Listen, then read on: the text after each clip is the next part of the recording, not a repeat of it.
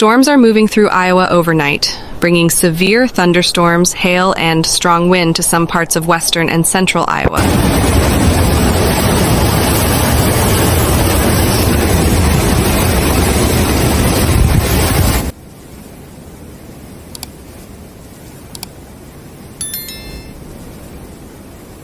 Hail damage has been reported throughout Crawford County after Wednesday night's storms. The risk of severe storms that include hail, damaging winds, and tornadoes is increasing for Iowa.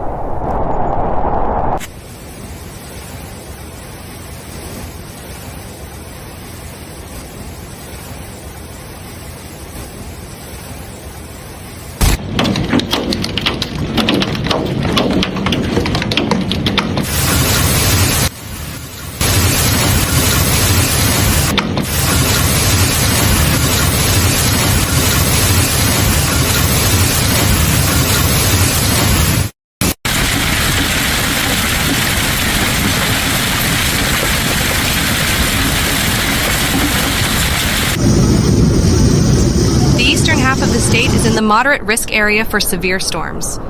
This is one level below the highest threat level. Western Iowa also has a slight to enhanced risk of severe storms.